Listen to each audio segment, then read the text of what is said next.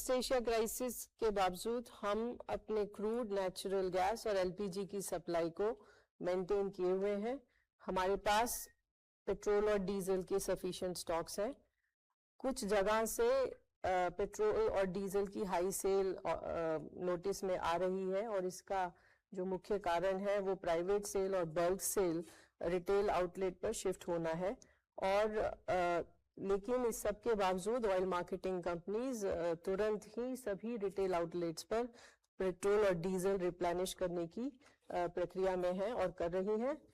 States और union territories को vigilance और एनफोर्समेंट स्ट्रेंथन करने के लिए रिक्वेस्ट किया गया है। पिछले 3 दिनों में एलपीजी से संबंधित 10 एफआईआर रजिस्टर हुई हैं और 3 लोगों को अरेस्ट किया गया है।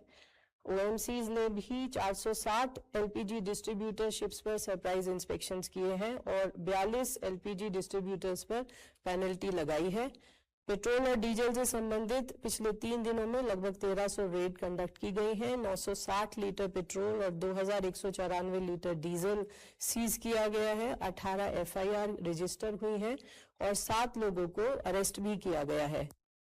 ओएमसीज ने भी 1850 रिटेल आउटलेट्स पर सरप्राइज इंस्पेक्शंस किए हैं। 19 रिटेल आउटलेट्स पर पेनल्टी इंपोज की है और 446 रिटेल आउटलेट्स को सस्पेंड किया है। मार्च से लेकर अब तक लगभग 8,56,000 पीएनजी कनेक्शंस को गैसीफाई किया गया है। 2,96,000 कनेक्शंस के लिए एडिशनल इंफ्रास्ट्रक्चर क्रिएट किया गया है और 8,78,000 नए कस्टमर्स को रजिस्टर भी किया गया है। इसके अलावा अभी तक 77,800 से अधिक ऐसे पीएनजी उपभोक्ता हैं जिन्होंने अपने एलपीजी कनेक्शन को सरेंडर किया है। डोमेस्टिक एलपीजी घरेलू कुकिंग गैस के संबंध में पिछले 3 दिनों में 1,21,00,000 बुकिंग्स रिसीव हुई हैं। उसके अगेंस्ट 1,22,00,000 डिलीवरीज की गई हैं और 95% डिलीवरीज डिलीवरी ऑथेंटिकेशन कोड के साथ की गई हैं। मई के महीने में 2,09,000 टन कमर्शियल एलपीजी की सेल हुई है और पिछले 3 दिनों में 22,661 टन कमर्शियल एलपीजी की सेल की गई है। मई के महीने में 8,382 टन ऑटो एलपीजी की सेल पीएसयू ओएमसीज के द्वारा की गई है।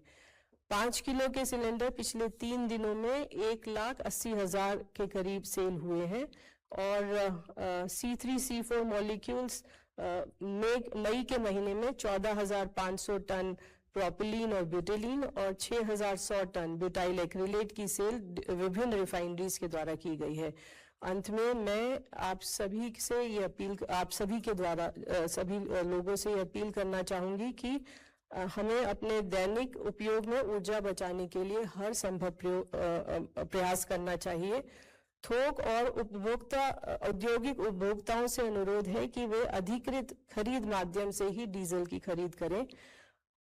डीजल, पेट्रोल और एलपीजी की अवेलेबिलिटी सुनिश्चित कराने के लिए भारत सरकार हर प्रयत्न कर रही है। इसलिए अफवाहों पर विश्वास न करें और केवल आधिकारिक स्रोतों पर ही भरोसा करें। धन्यवाद।